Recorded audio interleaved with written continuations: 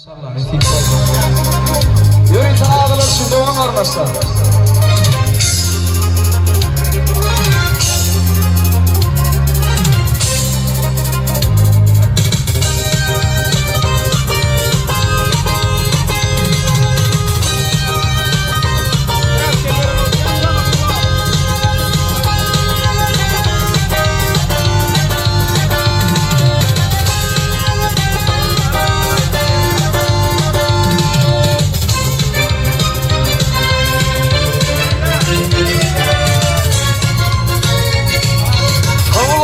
Sallanıp geldiğimi sana mesana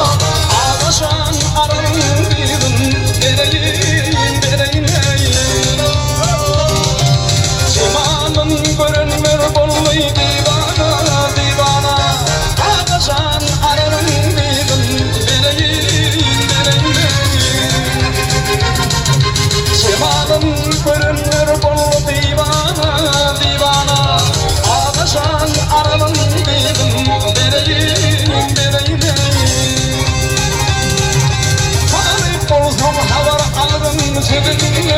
Sözünden var köyde gıybadır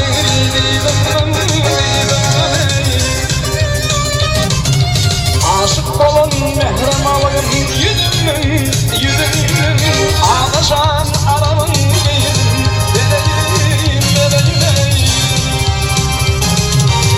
aşık olsam mehrem alayım yüzümün ağlaşan aramın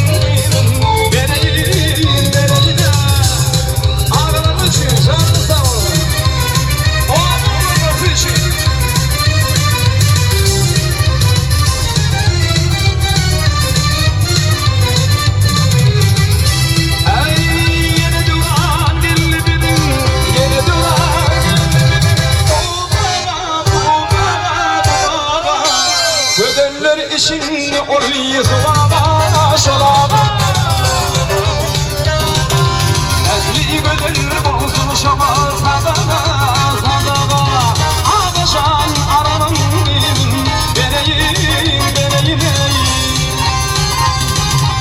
Ezli gödür bozul ama sadaka ağlaşan aranın vereyim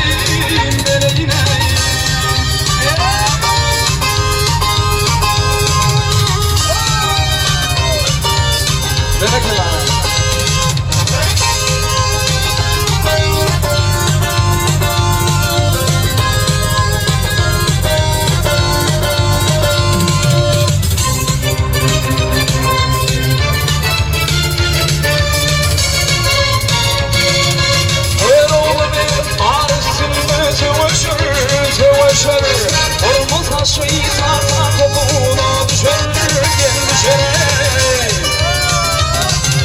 Yukarıda topları parmağını çeker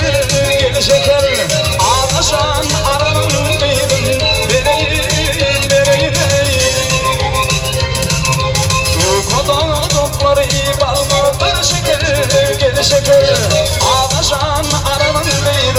ağlaşan aranın